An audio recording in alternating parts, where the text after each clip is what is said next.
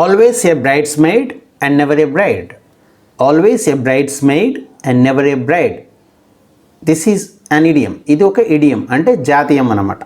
దీని అర్థం ఏంటంటే జీవితంలో మన లక్ష్యాన్ని చేరుకోలేము అన్నమాట. ఎప్పుడు మనము సెకండ్ ప్లేస్లోనే ఉంటాం, ఎప్పుడు కూడా మనం ఫస్ట్ ప్లేస్లో ఉండం. అంటే మనము ఫైనల్స్ దానికి వెళ్దాము, కానీ చివరి రిజల్ట్ వచ్చేసరికి వేరే వాళ్ళు గెలుస్తారు, మనం సెకండ్ ప్లేస్లో ఉంటాం అన్నమాట. సో దీన్ని మనము always bridesmaid and never a bride. Bride అంటే పెళ్లి కూతురు, బ్రైడ్స్మేడ్ అంటే తోటి పెళ్లి కూతురు అనమాట.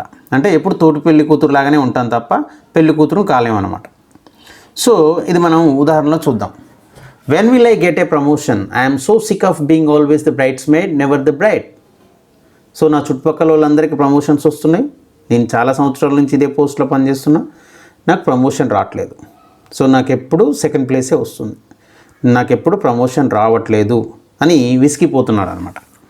ఇక రెండవది, this is the 5th time he has come in second place, always the bridesmaid never the braid.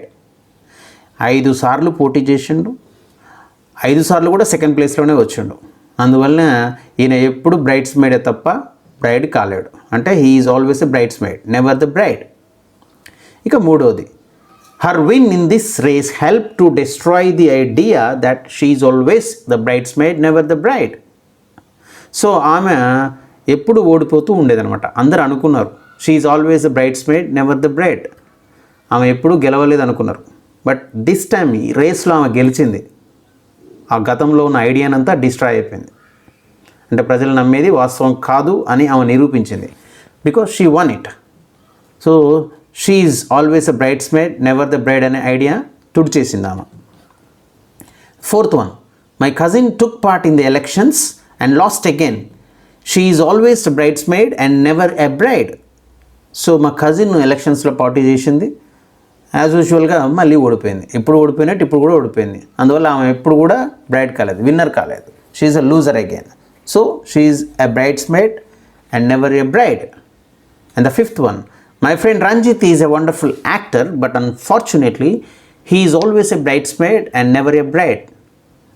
Ranjith మా ఫ్రెండ్ చాలా అద్భుతంగా యాక్టింగ్ చేస్తాడు, అవకాశాల కోసం ఎదురు చూస్తుండు, కానీ ఆయనకు అవకాశాలు రావట్లేదు. ఎప్పుడు చిన్న చిన్న అవకాశాలు వస్తున్నాయి, ఎప్పుడు కూడా మంచి అవకాశం రాలేదు. అందువల్ల he is always a bridesmaid and never a bride అనే భావనతో మనం చెప్పడం జరుగుతుంది అనమాట.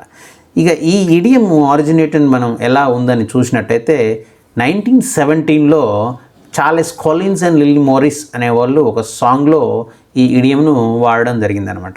ఎలా వాడారంటే, why am I always the bridesmaid never the blushing bride అనే లైన్లో ఇలా వాడడం జరిగిందనమాట ఒక సాంగ్లో 1917లో. అంటే సాధారణంగా పెళ్ళిళ్ళల్లో పెళ్లి కూతురుకున్న అంత అటెన్షన్ తోటి పెళ్లి కూతురు మీద ఉండదు. అంటే పెళ్లి కూతురుని అందరూ చూస్తూ ఉంటారు, చాలా అటెన్షన్ అంతా అక్కడ పెళ్ళికి వచ్చిన వాళ్ళ అటెన్షన్ అంతా ఆ పెళ్లి కూతురు మీదనే ఉంటుంది తప్ప తోటి పెళ్లి కూతురు గురించి ఎవరూ పట్టించుకోరు. సో ఇలా ఎప్పుడు తోటి పెళ్లి కూతురు లాగానే ఉన్నది తప్ప పెళ్లి కూతురు కాదు అనే భావనలో ఎప్పుడు సెకండ్ ప్లేసే తప్ప ఎప్పుడు ఫస్ట్ ప్లేస్ అంటే విజయం రాదు, సక్సెస్ రాదు అనే భావనలో మనము ఈ ఇడియం వాడడం జరుగుతుంది అనమాట.